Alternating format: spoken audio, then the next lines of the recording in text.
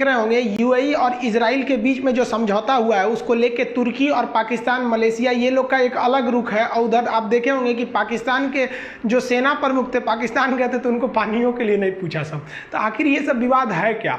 और इसके पीछे सबसे बड़ा जो रीजन है वो फिलिस्तीन और इजराइल का विवाद है। अभी ये जो साल चल रहा है 2020 है और इस विवाद की शुरुआत हुई थी 1920 यानी 100 साल की बात को। तो ये जो 100 साल की हिस्ट्री है इसको हम लोग कंप्रेस करके समझाते हैं। जैसे क्या होता है कि कहीं 4 GB का कोई फाइल है उसको कंप्रेस करते हैं तो 1 GB का हो जाता है ना, वैसे 100 साल को कंप्रेस करके इसको हम लोग बहुत जल्दी शॉर्ट में समझ जाते हैं। देखिए जो ये फिलिस्तीन का विवाद देख रहे हैं ना, इस विवाद को पैदा किया था एक्चुअली में इंग्लैंड, और इंग्लैंड पर किसी ने आरोप ही नहीं लगाता था। एक दौर था जब 1920 का जो प्रथम विश्व युद्ध का दौर चल रहा था तो पूरी दुनिया में इंग्लैंड ने घूम घूम के कब्जा कर रखा था।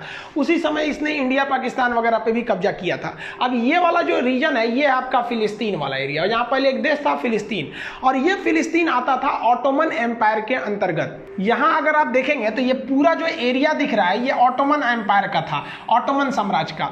ये तुर्क कहे जाते थे ऑटोमन साम्राज्य वालों का, और इनका नहीं जमता था ये अरब वालों से। तो ये एरिया था अरब वालों का, ये एरिया था ऑटोमन का। जो प्रथम विश्व युद्ध चल रहा था वो 1914 से 1918 के बीच में चला। 1919 में वो वर्साई की संधि द्वारा खत्म हो गया। ये प्रथम विश्व युद्ध में बताएंगे कि क्या क्या हुआ था उसमें। अब इस प्रथम विश्व युद्ध में इंग्लैंड जो था बाकी सारे वेस्टर्न कंट्री मिलके इस ऑटोमन साम्राज्य पर धावा बोल दिए और इसका बिखराव चालू हो गया। प्रथम विश्व युद्ध में इजराइल के जो यहूदी थे, इजराइल तो उस समय कोई देश ही नहीं था, वो तो इधर बना है, तो यहूदी जिन्हें हम ज्यूज कहते हैं उन पर हिटलर ने प्रथम विश्व युद्ध के समय बहुत अत्याचार किया, खोज खोज के मारना चालू किया यहूदियों को। जबकि यहूदी इस दुनिया में उनका अपना कोई देश नहीं था, जहां तहां थे, वो बहुत ही अमीर और बहुत ही तेज दिमाग के होते हैं यहूदी। तो इंग्लैंड ने दिमाग लगाया कि क्यों ना हम इस ऑटोमन साम्राज्य को बर्बाद करके और वहां एक नया देश बसा दें यहूदियों के लिए। तो इसने क्या किया, यहूदियों का मसीहा बनने के लिए, यहूदियों का समर्थन पाने के लिए, उनका दिमाग, उनकी टेक्नोलॉजी, उनके पैसा का उपयोग करने के लिए इंग्लैंड ने क्या किया, 1917 में बेलफोर्ड डिक्लेरेशन कर दिया। ये घोषणा किया कि भाई हमारे हिसाब से ना जो ये मिडिल ईस्ट का एरिया है, यानी मिडिल ईस्ट मतलब एशिया के पश्चिम वाला जो एरिया है, तो उस एरिया को क्या किया जाए, वहां पर जब तुर्की का विभाजन कर दिया जाएगा तो वहां पर एक देश बनाया जाएगा, उसका नाम रहेगा इजराइल। फिलिस्तीन को हटा के क्या बना देगा, इजराइल बना देगा, जहां यहूदियों के लिए रहने का जगह हो। इससे क्या हुआ कि यहूदी जितने थे वो यहूदी इंग्लैंड के फेवर में चले गए, उनको पैसा, टेक्नोलॉजी सब मिलने लगा। लेकिन इंग्लैंड ये देने वाला नहीं था। ये 17 में घोषणा किया यहूदियों से कि हम ज्यूज से कि हम तुम्हें देंगे। यहूदी और ज्यूज एक ही चीज है, इंग्लिश हिंदी का अंतर है। अब उससे एक साल पहले 1916 में इंग्लैंड ने इससे फ्रांस से घोषणा किया था कि भाई हम लोग जब ये प्रथम विश्व युद्ध जीतेंगे ना तो बराबर बराबर बांट लेंगे, तुम ले लेना फिलिस्तीन। यहाँ इनसे कह रहा है फिलिस्तीन तुम लेना ना। अब बेलफोर्ड डिक्लेरेशन में कहा कि फिलिस्तीन हम इजराइल को दे देंगे।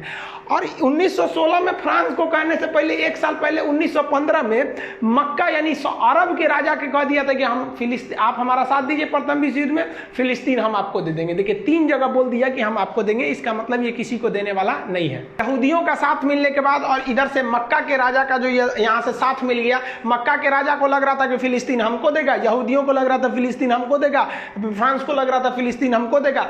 इनका साथ मिलने के बाद 1918 के बाद ये जब युद्ध जीता गया तो 1920 का जब वक्त आया तो ये तुर्की का विभाजन कर दिया गया, बांट लिया सब ये ऑटोमन साम्राज्य को। उधर फ्रांस ले गया, कुछ ये ले गया, कुछ ये ले गया। 1920 तक में इन लोगों ने क्या कर लिया था, इसे बांट लिया था। आप देखेंगे ये एरिया बांट लिया, जैसे मन देख रहे हैं, लग रहा है जैसे केक काटा हुआ है, एकदम बढ़िया से काट कूट के लेके चला गया। अब इसमें ये वाला एरिया आ जाता है फिलिस्तीन वाला। अब लोगों को लग रहा था कि फिलिस्तीन भाई अब किसको मिलने वाला है। तब तक 1920 में गठन हो गया लीग ऑफ नेशन का। अब ये लीग ऑफ नेशन उठा ना तो 1920 में कह दिया कि देखिए फिलिस्तीन एक डिस्प्यूटेड एरिया है, अब हम किसको किसको देंगे, उससे अच्छा हम ये इंग्लैंड को दे देते हैं। ये उठा के सौंप दिया, ब्रिटेन को दे दिया 1922 में।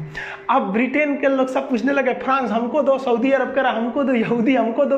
तो फ्रांस ने कहा कि देखिए भैया हम ये किसी को देने वाले नहीं है, पहले हम यहाँ पर लोगों को शिक्षा देंगे और शिक्षा देंगे, उसके बाद जो लायक होगा उसे हम सत्ता सौंप देंगे। अब यहाँ ईसाई भी रहते थे, ज्यूज यानी यहूदी भी रहते थे, जैसे क्रिश्चियन को हम ईसाई कहते हैं, ज्यूज को यहूदी कहते हैं, तो मोहम्मदन को हिंदी में मुस्लिम कहते हैं। तो ये लोग रहते थे, इन लोगों को अलग अलग शिक्षा देने लगा और इन लोगों में दंगा फसाद चालू कर दिया। यहाँ पर दंगा फसाद जब होने लगा 1922 के बाद, तो एक मील कमीशन का गठन किया। मील कमीशन ने कहा कि फिलिस्तीन को 3 भाग में बांट दो, यहूदियों को दे दो, मुसलमानों को दे दो, ईसाइयों को दे दो। लोगों ने इसका विरोध किया। इंग्लैंड जानबूझकर चाहता था कि यहाँ पर एक एरिया हमेशा डिस्टर्ब रहे, क्योंकि इंग्लैंड को पता था कि एशिया का पश्चिमी भाग, जिसे हम मिडिल ईस्ट कहते हैं, मिडिल ईस्ट में 17 देश आते हैं, तुर्की, साइप्रस, सीरिया, लेबनान, इजराइल, फिलिस्तीन, जॉर्डन, मिस्र, Saudi Arab, Yemen, Oman, UAE, Qatar, Bahrain, Kuwait, Iraq, Iran. 17 हो गया, आप गिनते रहिएगा इसको। इसमें देखेंगे तो ये जो मिस्र है, ये भले एशिया में नहीं आता है, ये अफ्रीका में आता है, लेकिन मिडिल ईस्ट में इसको भी काउंट किया जाता है। ये सारे मुस्लिम कंट्री थे और इनके पास पेट्रोलियम का बहुत बड़ा भंडार था, खनिज बहुत ज्यादा थे। तो इंग्लैंड जानता था कि अब हम भले इसको हम लोग क्या करना है कि हमको ये एरिया डिस्टर्ब रखना है, ताकि इन लोगों पर हम आराम से कंट्रोल कर सके। तो इंग्लैंड ने इसीलिए इजाद किया ये वाला एरिया के। इंग्लैंड यहाँ पर दंगा फसाद कराते रहा, कभी शांति नहीं बैठा, ताकि इस पूरे एरिया को डिस्टर्ब किया जा सके। और डिस्टर्बेंस अभी चल ही रहा था कि द्वितीय विश्व युद्ध भी चालू हो गया। द्वितीय विश्व युद्ध में यही लोग जीते थे, इंग्लैंड, फ्रांस, अमेरिका वगैरह वालों ने। तो इन लोगों ने, इंग्लैंड ने क्या कहा कि देखो भैया, 1922 में लीग ऑफ नेशन ने हमें ये फिलिस्तीन दे रखा था, हम क्या करते हैं, इसे हम दे देते हैं यूएनओ को। यूएनओ का गठन हो गया था 1945 में, इसने फेंक दिया यूएनओ को। यूएनओ एक ऐसी संस्था है कि जहां अगर किसी चीज को फेंके तो उसको बर्बाद होना फिक्स है। जैसे जवाहरलाल नेहरू ने यूएनओ में दे दिया था कश्मीर मुद्दा, सॉल्व हो गया कश्मीर मुद्दा, अभी तक सॉल्व नहीं हुआ। मतलब इंडिया पाकिस्तान में ना डिस्प्यूट है, वो 370 का हट जाना, वो कश्मीर सॉल्व नहीं है, वो तो हमारा इंटरनल मामला है 370 हटाना। तो ये यहां ले जाकर फेंक दिया। ये क्या किया यूएनओ ने, 1947 में यूएनओ ने क्या कहा कि जो मील आयोग बैठा था ना, जो 3 भाग में बांटने को कहा था, वो सही है, इसको बांट देना चाहिए। 11 मेंबर की इसने कमेटी बनाई, जिसमें इंडिया भी शामिल था। उसने कहा कि जो फिलिस्तीन एक देश है, ये फिलिस्तीन देश से नहीं, हटा दो इसको, फिलिस्तीन कोई दिक्कत नहीं है। जीव जो यहूदी हैं उन्हें 44% दे दो, अरब वाले जो उधर से मांग कर रहे हैं उन्हें 55% दे दो, और जो राजधानी जेरूसलम होगी, इसकी जेरूसलम का एरिया जो 1% है, वो उसको कंट्रोलिंग हम करेंगे, यूएन कह दिया। अब देखिए इसका असर क्या हुआ। ये जो ग्रीन वाला कंट्री देख रहे हैं, ये है फिलिस्तीन। 1946 में जब ये मुकदमा गया यूएनओ के पास, तो इसने कह दिया इसको 2 भाग में बांट दो। भाई साहब, ऊपर जो व्हाइट वाला एरिया उसने कह दिया इसको इजराइल बना दो, नीचे भी व्हाइट वाला। जानबूझ के चोट्टा ऐसा नक्शा बनाया कि जिंदगी भर बवाल होते रहे। ऐसा नक्शा कभी पॉसिबल ही नहीं। और जो पूरा देश जिस फिलिस्तीनियों का था, उसको थोड़ा सा इधर दे दिया, थोड़ा सा इधर दे दिया, जानबूझ के ऐसा दिया कि लोग मरा जाएंगे, क्योंकि इजराइल वाले बहुत शक्तिशाली थे। इस फैसले का सबने विरोध किया, लेकिन इजराइल के जो यहूदी समुदाय थे, उन्होंने तो खुल के समर्थन किया। इनका कोई देश नहीं था, कहीं कुछ नहीं था, इनको एक बना बनाया देश मिल गया। भाई फिलिस्तीन वाले गायब हो गए, देखिए ना यहाँ फिलिस्तीने नहीं है, अब ये वाला एरिया हो गया। अब जैसे यूएनओ ने ये डिसीजन दिया, तो 14 मई 1948 को ब्रिटेन कहा कि अब मेरा काम खत्म, भाई हमको क्या मतलब है, यूएनओ ने डिसीजन दे दिया, वही समझो।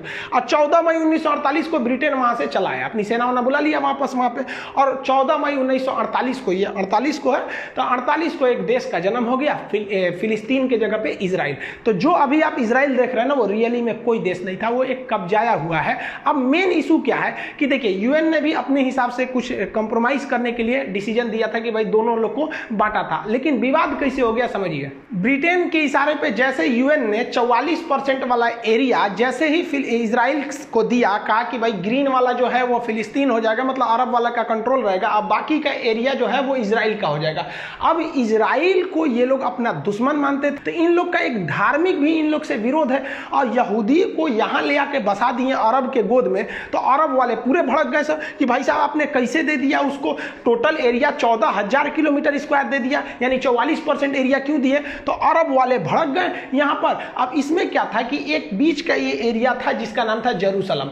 अब ये जेरूसलम 3 देशों का पवित्र, 3 धर्मों का पवित्र स्थल है। जेरूसलम के बैतलहम में ईसा मसीह पैदा हुए थे, वहीं पे ज्यूज लोग को बसा दिया कि भाई तुम्हारी धार्मिक मान्यता यही है, क्योंकि यहां पर एक वेस्टर्न वॉल है जिसे वेलिंग वॉल कहते हैं। यह माना जाता है कि यहूदियों का सबसे पुराना पूजा स्थल यह है। यह पूछता भी है कि वेलिंग वॉल या वेस्टर्न वॉल कहां है, तो जेरूसलम में है।